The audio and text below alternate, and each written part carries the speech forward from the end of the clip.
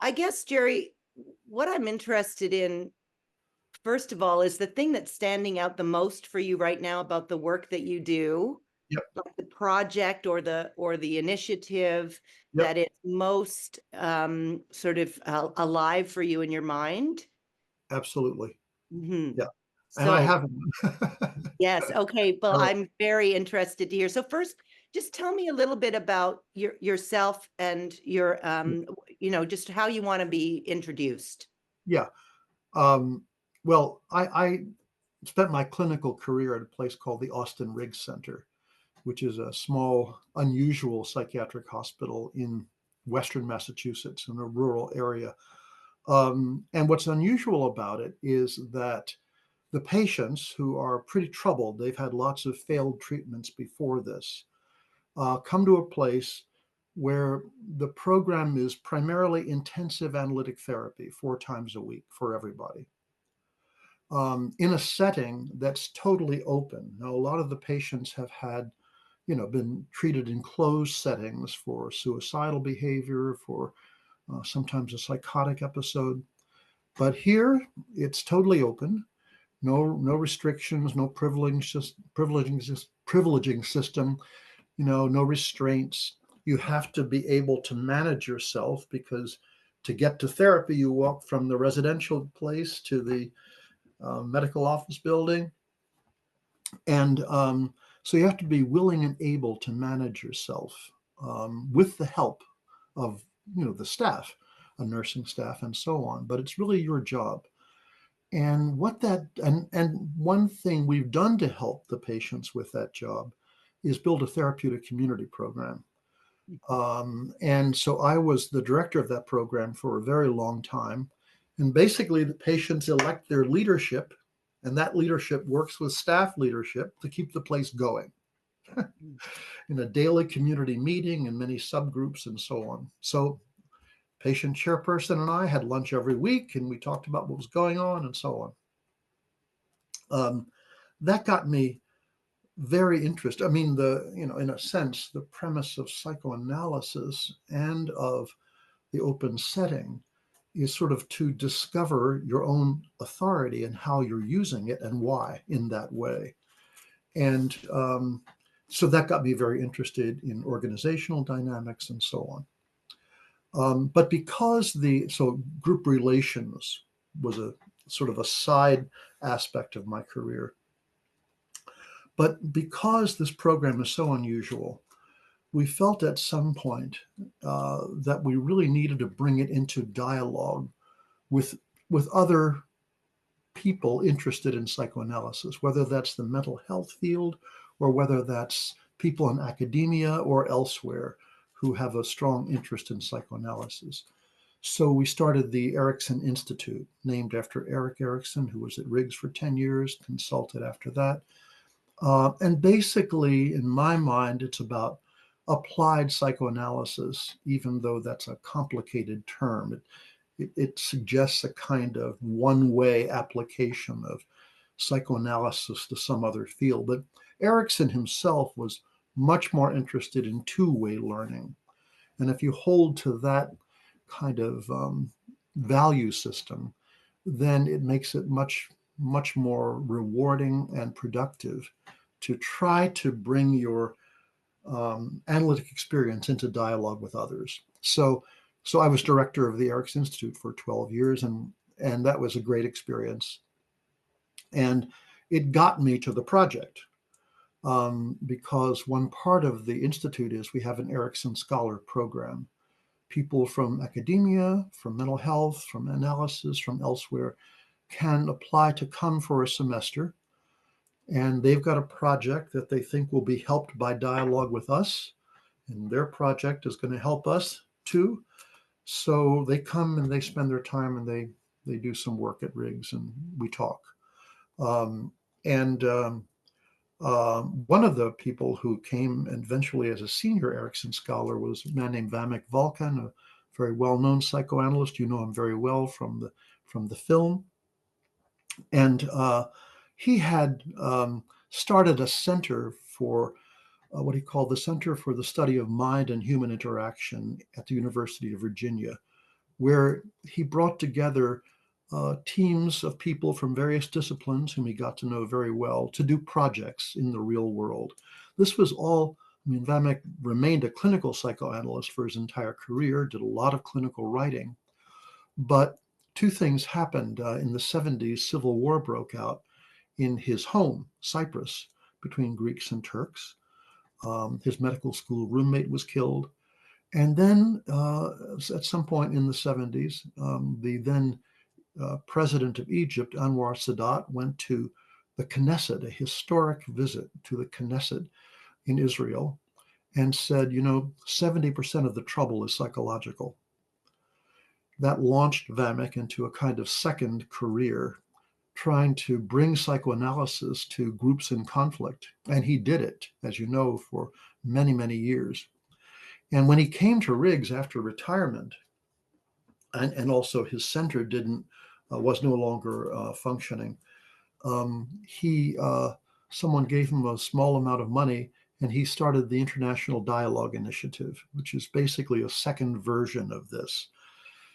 Basically, the job being to bring a psychologically informed understanding to societal conflict.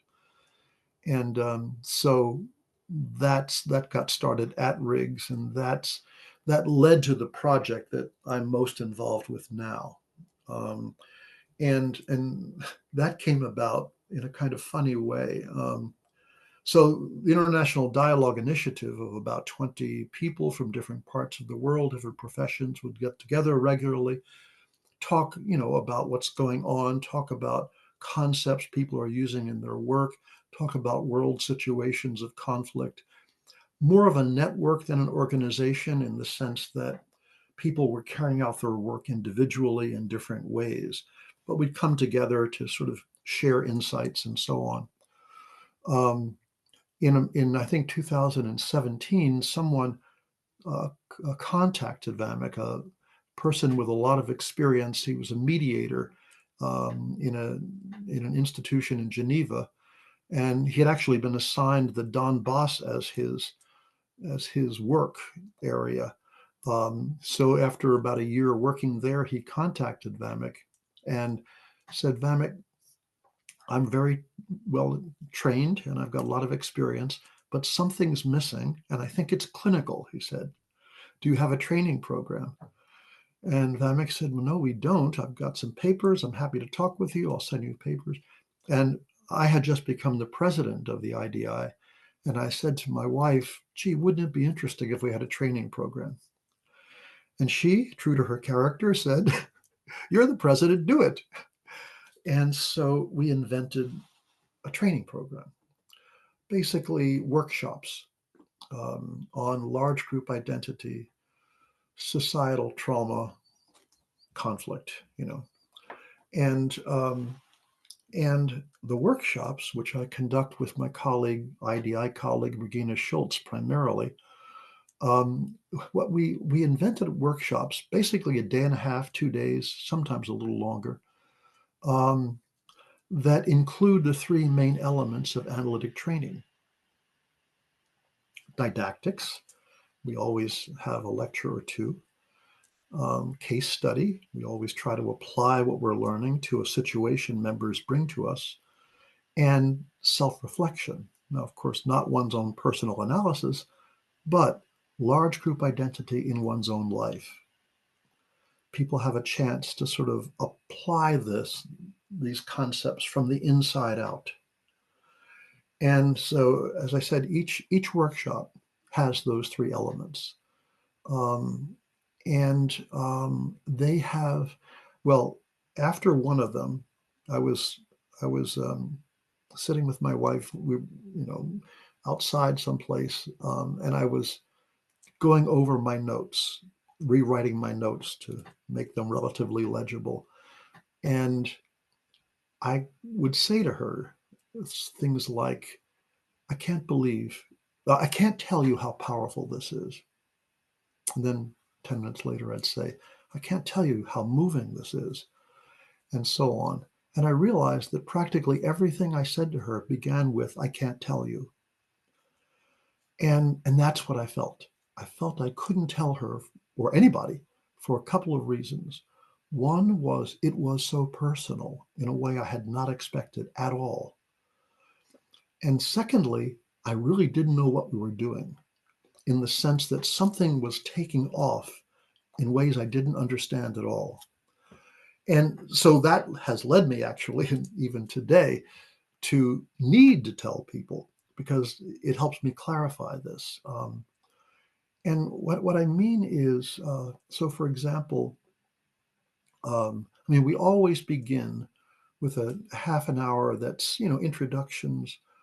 What, who are you? What do you do? Where do you work? What kind of work is it? And what do you hope for from this workshop? And this, everybody who comes, they have hopes that they may not have articulated to themselves, having to do with this world in trouble that we live in, and with the background in their own lives that brings them to want to do something about that. And so, in that first half an hour, things catalyze, and so then we have a lecture and a discussion about these key concepts, large group identity, which is really, in some ways, it's a developmental concept. It's really about stranger anxiety at the collective level. And Vamek tells a story about, his grandmother brought him to a petting zoo in Cyprus, and he holds the little bunny in his hand, and he strokes the head of the goat, and then he goes to stroke the head of the pig, and his grandmother screams, "No, dirty!"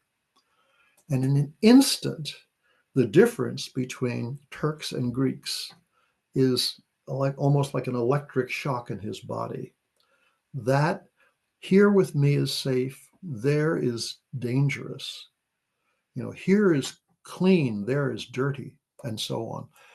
And all that comes from a history over time. And so the generations transmit something about the good and the bad in ways that people take in very early.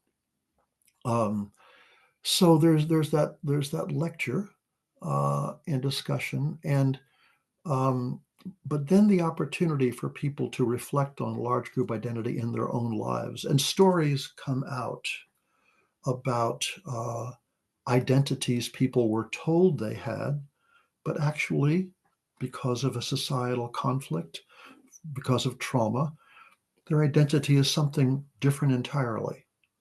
It's a hidden identity that they didn't know about, but sensed. And the way in which these societal issues filter through the family and interweave with a child's development, because kids take these things personally, that has become such a powerful bit of learning here. From a strictly analytic frame, you're approaching it from the child's subjective sense of themselves and what's happened to get them there. But what's often missing is the larger frame of the family situation that the child is picking up in this way. That's one of the big things that comes out. Um, and then we have, case study in this, and we eventually developed a kind of second level workshop that focuses, all the three elements are there, but the focus is more on cases. So we invite, and this is in some ways mind-boggling to me. We take the classical clinical case conference structure that I've been to at Riggs, I don't know how many times, and we map it onto a societal problem. So basic clinical case structure asks a number of questions. What's the trouble? Who has it? What's the history of the trouble and the history of the person who has it? What's the history of their context? What's the history of the effort to do something about the trouble? And what's happening now in the treatment? And we even invite people who volunteer to do this. We do some work with them beforehand to write up a little case abstract, just a page and a half, trying to address some of these questions. And then we have the case conference, in which this person is in the role of therapist about a problem, and they present the treatment. and there's a big discussion, and it is mind-boggling. So, for example, um, uh, there is a Holocaust museum, a new Holocaust museum in Hungary, the second Holocaust museum in Hungary, that has been empty for 9 years. There's a guy, one of our members was, um, because of his where he was in an organization there trying to do something about that. So he presents the symptom of an empty Holocaust museum, and we explore it along the lines of these questions. And there have been many like that. An intervention by an organization that brought Syrian activists together, and because they wanted to do something about their country's trouble, and they designed a workshop for them. And the first 15 minutes were to be dedicated to what was called ice breaking, kind of just getting to know you. Well, the workshop launched and ice breaking began, and 2 hours later it concluded. So the question got to be, what was that about? And um, and whatever it was about was not, in a sense, in the minds of the designers of the workshop. So what was that about? And so on. And so it's become, and then the morning of each of the next day we have basically overnight reflections, and dreams. You get dreams, and the dreams, you know, primarily tell you about what's happening in the workshop. That there's this glimmering city on the water, beautiful moonlit night, but it looks beautiful. And as you walk along the shoreline, bodies are washed up and then they wash back out. And so the issue of, in a sense, almost the idealization of the task of the International Dialogue Initiative, and how you face these horrible things in the process, and so on. Recurrent dreams. A recurrent dream about going down to the basement of the hospital where the person could never make it to the basement. They were so frightened. In the workshop, she has the dream, and she does go to the basement in the company of other people. And so you can probably get a sense that I feel like this has become an intervention of some sort in the lives of these people who've chosen to come to it, um, in a way that is transformative for them. And they go back to their work, in carrying what they've experienced in this workshop. And actually, one of the things we do find in the case conferences is that what we would call the countertransference is what becomes, in some ways, the liberating factor. People are carrying things about their work that they feel, but haven't been able to put into a context where they can understand these feelings as part of the work. So, for example, essentially one person felt utterly castrated, useless, not doing anything effective, um, except that he also told us that this group of people from different sides of a huge conflict got together every month, I'm sorry, for him, and they trusted him. And it was like that didn't matter because of the feeling he was carrying. When that feeling got unpacked as a reflection of what they were struggling with, he felt free and he knew what to do.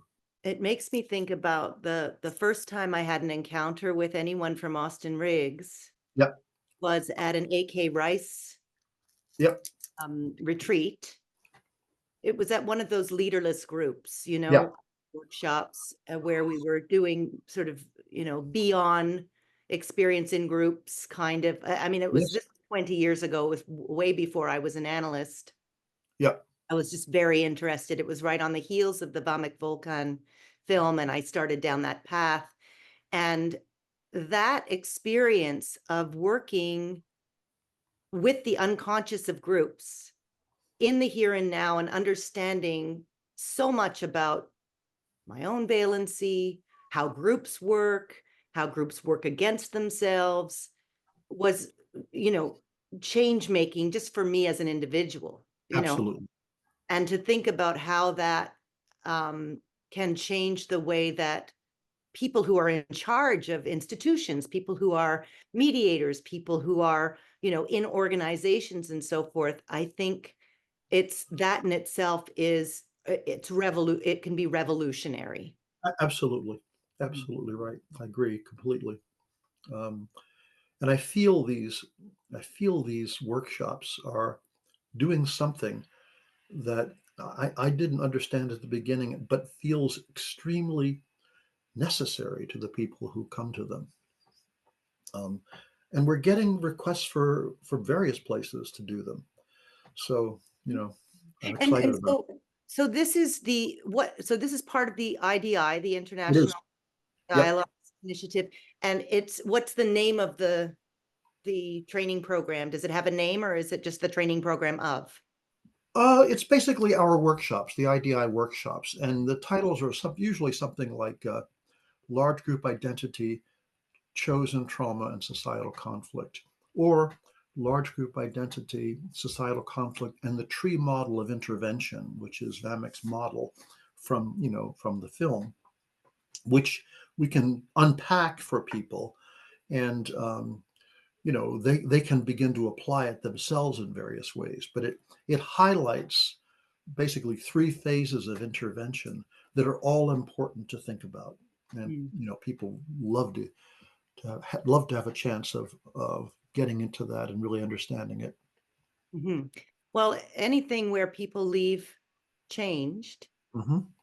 is this is the kind of thing that we're interested in the think Yeah, tank.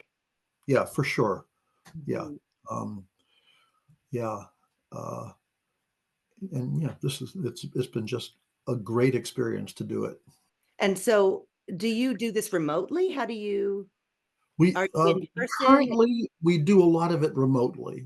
The we have our case conference workshop, the one where we invite people to present cases as though they're the therapist slash intervener. That's online in April. We're our sixth annual case conference workshops coming up in April. And then we do one in person, usually in the location of the annual meeting of the IDI, which has been in Vienna for the last several years. That's in October. And then we're starting to do them on request. We did one for a group in Australia online, and we have a number of possible requests coming up to do these. So yeah, online and in person. So interesting. It's really innovative, actually. But as you say, it's the sort of the result of all of these layers and levels and things that you've done Yeah, over the course it of your is. career, and just sort of taking bits of it, and it seems like a natural outcropping It, somehow it of is. all It that. is kind of natural. I'm surprised, but it is kind of natural. Yeah, and for my colleague Regina as well, who's a group analyst in Germany and who's done work. I mean, she has done work bringing Germans and Israelis together, sort of, talking about the effects of the Holocaust on people. So she's quite experienced in a kind of an intensive dialogue across very difficult lines. Yeah, Well, there isn't sort of, I mean, there hasn't been a time when this is more important, I think, than now, yeah, yeah, just with everything that's happening in the world right now. yeah. And so I thank you for doing that and for sharing it, Well, and for your role in the think tank. mhm. Thanks so much. Well, thank you, Karen. It's delightful talking with you. I'm really happy to have had an opportunity to, I can't tell you, but I need to tell you. This is what I was thinking, how what a great thing to go from I can't tell you to I need to tell you. I Yeah, mean, that in itself. yeah, So it's in a nutshell, that's sort of what you're doing. Yeah. for people, right? Taking them from there to there. And people who do have authority, do have power, do have a say. Yeah. So that's amazing. Thank you so much. You're welcome, Karen. Take care. Okay, take good care. Bye-bye. Bye.